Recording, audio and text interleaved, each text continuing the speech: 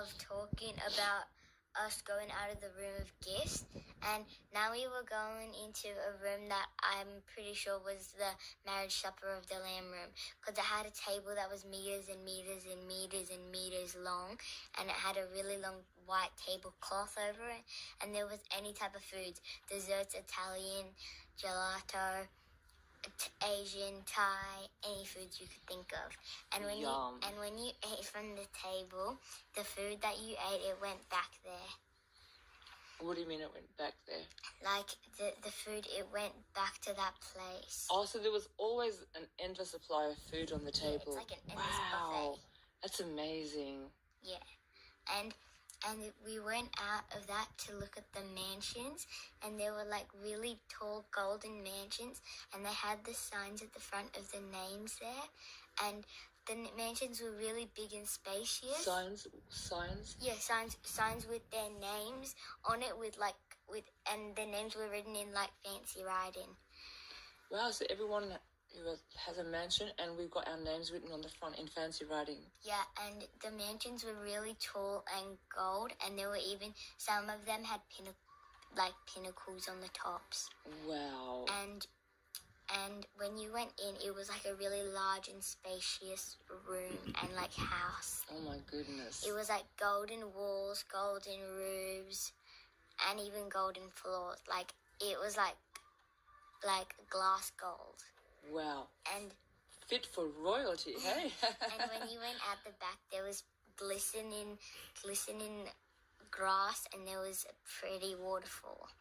Wow. And when we went out of looking at the mansions, we went into a big room, and it looked like a cinema room, and there was like a really big cinema screen, and there were rows and rows and rows of chairs for all of us to sit, and there was a big throne at the back, and Jesus was sitting there.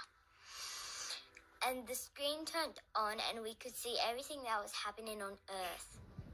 And now the Nephilims, they were like having more powers. They could clone themselves and have like more of themselves. And then there was like, and then I saw a man walking in. He was definitely the Antichrist, because he came and he sat on the throne. He wore a red and gold crown, and he looked like, I'm pretty sure he was Obama. He was faceless, but I could see the color of his skin, and I could see his really short curly hair. Also, God allows you to, well, God didn't allow you to see his face, so you couldn't see his facial features. Yeah, and the Nephilims came to Obama, to the Antichrist, and the Antichrist tapped them on the shoulder, and it gave them like special powers with invisibility, teleportation, and shape-shifting. So they shape-shifted so they could be like a person, and they tried to help the people build other bunkers. But then when they went out of the bunkers, they turned back into Nephilims, and then they told the Nephilims where they hid the bunkers. Where they built the bunkers. Yeah. Where they built the bunkers. And they used teleportation, so they could just teleport into the bunkers without doing any work to get in.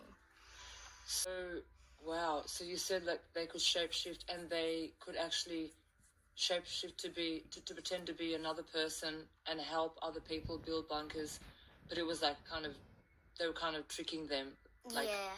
Like the Nephilim was tricking them, because then they would go and tell the other Nephilim where these bunkers were built and where these people were staying. Yeah. Right. And okay, yep, yeah. Sorry. And then there was like the invisibility. They slid through the ground when they were invisible, and they started beating and punching and scratching and biting the people. Wow. But the people didn't know what was going on, since the Nephilims were invisible. Yes, yeah. Yeah. And then that was the end of my vision. Wow, that is amazing.